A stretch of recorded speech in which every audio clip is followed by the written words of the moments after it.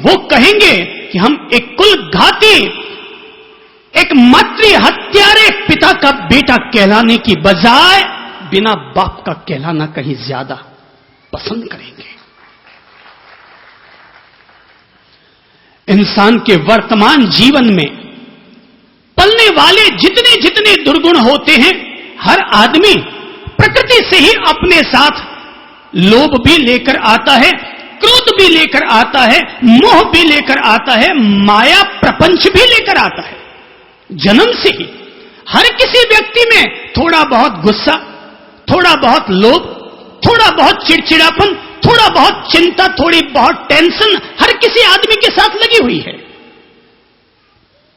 लेकिन आज हम लोग जिस बिंदु पर अपने आप को केंद्रित करेंगे, सबसे पहले तो उसी कैदी को आधार बनाकर आप लोगों से कह देना चाहूंगा कि हम में से प्रत्येक व्यक्ति, भले ही वो आज बड़ा हो गया हो या आज छोटा हो, हम में से प्रत्येक व्यक्ति के जीवन का यह संकल्प हो जाना चाहिए कि मैं अपनी जिंदगी में, ताज जिंदगी में कभी भी शराब नहीं पीऊंगा।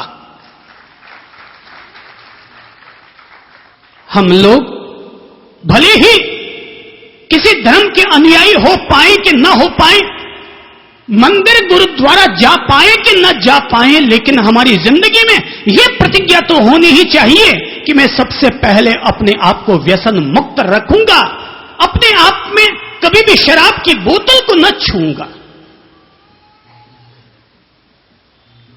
कहते हैं कि सिकंदर ने अपनी तरफ से अपने गुरु डायोजनीज को एक महंगी शराब की बोतल ले जाकर गिफ्ट दी थी और कहा था कि अपने विश्व युद्ध के दौरान मुझे यह सबसे महंगी शराब मिली है और यह शराब मैं आपको समर्पित करता हूं। दुनिया में 3 चीजें हमेशा मिसयूज हुआ करती है, लोगों को मिसयूज करवाया करती है, और तीनों का निर्माण W से होता है। W से ही वाइन होती है, W से ही वेल्थ होता है और W से ही वोमेन होती है।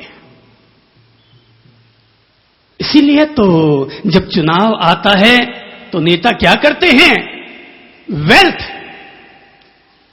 सबसे पहले वेल्थ, उससे काम नहीं बनता तो वाइन, पहले धन से वोट ना मिले तो शराब।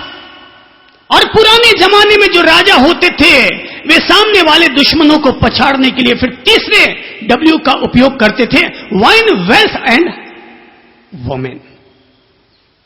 हमेशा इनका लोग मिसयूज करते और करवाते हैं। सिकंदर ने अपने गुरु डायोजनीज से शराब की बोतल थमाते हुए कहा था कि यह दुनिया की सबसे महंगी शराब है और यह मैं आपके लिए स्पेशली गिफ्ट लेकर आया हूं। डायोजनीज ने जैसे उस बोतल को देखा, 1 मिनट को सोचा और उठा करके वहीं पर पत्थर पर फेंक दिया। पत्थर पर उठाकर बोतल फेंक दी। सिकंदर ने कहा, गुरुदेव ये आपने क्या किया? इतनी महंगी शराब आपने यूं ही फेंक दी। डायोजनीज ने कहा, मूर्ख, अगर मैं इसे न फेंकता, अगर मैं इसे न गिराता तो अगर मैं इसे पी लेता, न फेंकता तो ये तो रह जाती पर मैं गिर जाता। अगर मैं इसे न फेंकता तो ये मुझे फेंक देती, अगर मैं इसे न गिराता तो ये मुझे गिरा देती, अगर मैं इसे न फोड़ता तो ये मेरा भाग्य फोड़ देती। शराब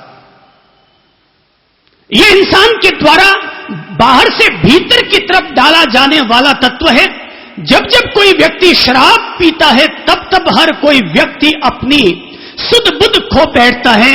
आज तक दुनिया में तालाब में डूबकर मरने वाले लोगों की संख्या उतनी नहीं हुई है, उससे कहीं लाख गुनी ज्यादा संख्या इस अंगूर की बेटी के प्याले में डूबकर मरने वाले लोगों की संख्या कहीं ज्यादा हुई है। हर धार्मिक व्यक्ति,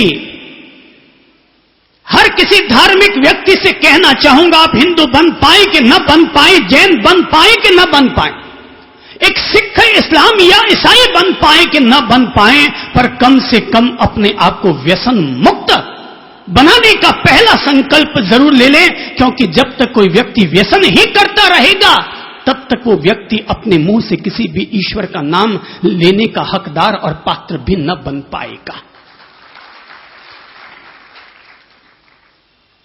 इंसान का दूसरा तत्व जो कि इंसान के भीतर से बाहर निकलकर आता है, वो इंसान का अपना गुस्सा होता है। शराब हम बाहर से भीतर लेते हैं और बेसुध होते हैं, गुस्सा हम भीतर से बाहर प्रकट करते हैं और बेसुध हो जाते हैं। शराब पीने से इंसान बेसुध होता है, पर गुस्सा करने से इंसान अपनी सारी मर्यादा और विवेक को विसरा बैठता है। जब जब गुस्सा आता है तब तब दिमाग का दिवाला निकल जाता है। जब जब गुस्सा आता है तब तब हंसी की हत्या हो जाती है और खुशी खत्म हो जाती है। गुस्सा आता है तो गुस्सा आता तो क्षण भर के लिए है, लेकिन एक क्षण के लिए आने वाला यह तत्व जाने से पहले कई कई लोगों को तबाह कर सकता है, जाने से पहले कई कई तरह के दावा न सुलगा सकता है। इसलिए अगर सही वक्त पर अगर गुस्से को ठंडा कर दिया जाए तो दुनिया के बड़े से बड़े गुस्से को एक छोटी सी बात से खत्म किया जा सकता है। दुनिया की बड़ी से बड़ी आग को भी एक कप प्याले से बुझाया जा सकता है। यह पागलपन है, शुद्ध पागलपन है। जिस आदमी को यह बात समझ में आ जाएगी कि गुस्सा करना पागलपन है, वो व्यक्ति कभी गुस्सा नहीं करेगा। कोई व्यक्ति अगर शराब पीता हो, उस व्यक्ति को केवल एक काम कीजिए कि जब वो शराब पी करके घर आ जाए, कुछ मत कीजिए, टैप रिकॉर्डर रिकॉर्डिंग चालू कर दीजिए। घर में टैप रिकॉर्डर रखिए, 2 कैसेट लगा दीजिए। बच्चों, इस बार अगर आपके पापा में से किसी का पापा अगर पीता हो, आपके पिता अगर पीता हो, पिता और पीता में एक मात्रा का ही फर्क है, आगे पीछे का। ये मेरे वो पिता हैं जो पीते भी हैं।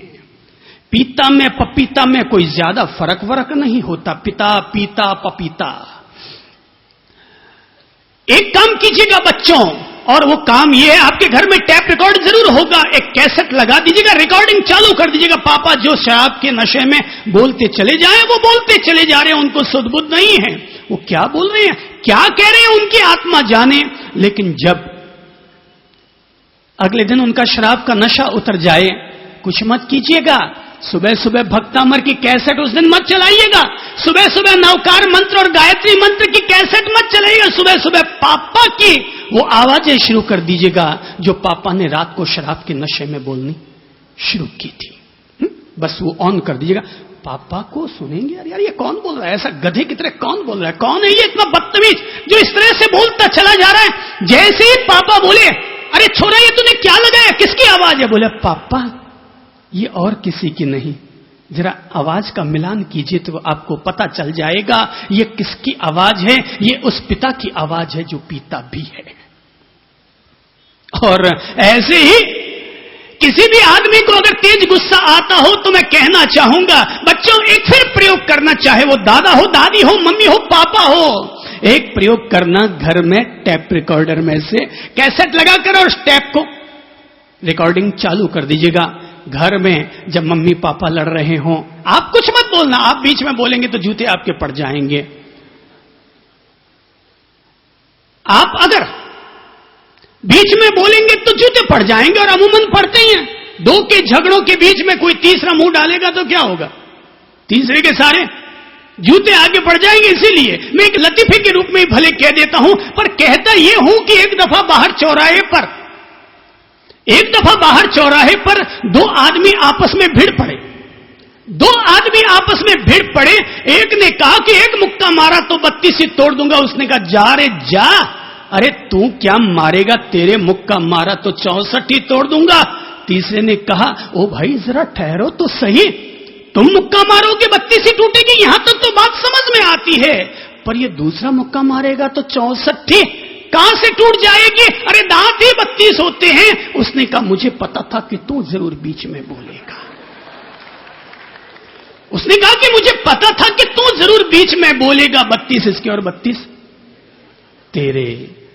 इसलिए बच्चों केवल एक काम कीजिएगा, कैसेट रिकॉर्डिंग चालू। मम्मी पापा भिड़ते जा रहे हैं, पापा मन में आए सो बोल रहे हैं, साड़ी ये वो। अब मुझे ज्यादा गालियां निकालनी आती तो है, मैं भी ब्राह्मणों के मोहल्ले में पैदा हुआ हूं, सो आती तो है, पर निकालना मर्यादा की बात नहीं होती। गुस्सा आ जाएगा तो शायद वो भी निकल जाएगी, पर बिना गुस्से के कोई आदमी ये मूर्खता क्यों पाले? तो मम्मी पापा, वैसे कोई महिलाएं गालियां नहीं निकालती हैं, महिलाओं को ऐसा नहीं गालियां नहीं आती है, सारी महिलाओं को छंटी हुई गालियां आती है, पर कोई भी महिला गाली नहीं निकालती। वो तभी निकालती है जब पति पत्नी में भिड़ंत होती है। फिर देखो उनके वो अंदर का माल निकल निकल करके आता है, और आधे घंटा तू मैं चलती रहती है। वो आपकी रिकॉर्डिंग चल रही है। जब मामला ठंडा हो जाए, अगले दिन फिर कहूंगा, महामृत्युंजय मंत्र की कैसेट बाद में चलाइएगा, और मम्मी पापा के झगड़े की कैसेट तब चलाइएगा जब घर में 4 मेहमान आके बैठ जाएं, तब ऑन कर दीजिएगा। मम्मी की भी हालत पतली हो जाएगी, पापा की भी हालत पतली हो जाएगी। अगले दिन से गुस्सा करना बंद हो जाएगा। अगले दिन से गुस्सा करना बंद हो जाएगा। अब ऐसे तो गुस्सा बंद होता नहीं है। 80 साल की उम्र में नहीं हुआ। मैं सोचता था कि जितनी सामायिक करने वाली माताएं और भाई हैं, इनके तो गुस्से निकल गए होंगे। 40-40 साल से सामायिक कर रही हैं, रोजाना 6-6 सामायिक, 8-8 सामायिक। मगर ये सारी दादियां, ये जितनी भी दादियां हैं ना, ये सारी दादियां दादागिरी करने के अलावा और कुछ करती नहीं है। ये सारी दादियां सामायिक तो होती है 1 घंटे की, पर उसका असर आगे तक फैल नहीं पाता। 1 घंटे तो आप शांत रहते हैं। शांत इसलिए रहते हैं क्योंकि हमें पता है कि आपके सामायिक है, आपको अभी छेड़ना ठीक नहीं है। कहीं आप बद्दुआ दे दें, अभिशाप दे दें तो गड़बड़ हो जाएगी। इसलिए हम लोग पहले से मान के चलते, इनके सामायिक है, अभी इनको शांति से बैठे रहने तो 24 घंटा में 1 घंटा तो शांति से निकले। पर उसका अगर प्रभाव देखो, कोई व्यक्ति अगर तपस्या करता है, तपस्या कर रहा है, और सारे तपस्वी, प्रसिद्ध है ये बात कि तपस्वियों को गुस्सा बहुत ज्यादा आता है। अरे भाई, तपस्या करते हो अपने क्रोध को ठंडा करने के लिए, अपने क्रोध की निर्जरा के लिए, पर अगर तपस्या करके भी गुस्सा करते हो तो अच्छा होगा रोटी खा लो और गुस्सा करना बंद कर दो, फिर तो अच्छा होगा। अगर उपवास करने से इंसान का क्रोध बढ़ता है तो कहना चाहूंगा रोटी खा लो, पर कम से कम शांत तो रहो। क्योंकि रोटी त्याग करना धर्म जरूर है, लेकिन गुस्सा कर लेना अपने भव भवांतर को बिगाड़ने का रास्ता खोल लेना है। अपने अपने गुस्से को समझे। थोड़ा बहुत सबको आता है। दुनिया में कोई ऐसा नहीं है जो ये दावा कर सके साहब मुझे गुस्सा नहीं आता, और अगर कोई ऐसा कहता तो मेरे पास ले आओ, मैं उसको छेड़ के बताता हूं। सारे दुनिया में जितने भी शांति चंजी है ना, वो नामधारी शांति चंजी हैं। छेड़ के न देखो तब तक शांति चंजी, छेड़ते ही शांति चंजी अशांति चंजी हो सकते हैं। मे बी पॉसिबल, ये संभव है कि वो शांति चंजी 2 मिनट में अशांति चंजी हो सकते हैं। मैं सोचा करता था कि इस दुनिया में लोग राम का नाम क्यों रखते हैं, अपने बेटे का नाम रावण क्यों नहीं रखते? शांति चंजी क्यों रखते हैं, अशांति चंजी क्यों नहीं रखते? मिलाप चंजी क्यों रखते हैं, विरह चंजी क्यों नहीं रखते? मुझे लगा मां बाप सोचते होंगे शायद इसी बहाने सही कि राम का नाम रख देते हैं, ताकि वो राम के नाम की इज्जत रखने के लिए ही कम से कम रावण तो न बन पाए, इसलिए राम का नाम रख देते हैं। मिलाप चंजी नाम इसलिए रख देते हैं ताकि इसी बहाने कम से कम मन मुटाव न करे और अपने नाम को याद कर करके फिर से सबके गले लग जाए। गुस्सा जैसे टायर ट्यूब में हवा भर जाए तो फूल जाता है, अपन क्या करेंगे? पंचर। हम छोटे थे ना, तो और तो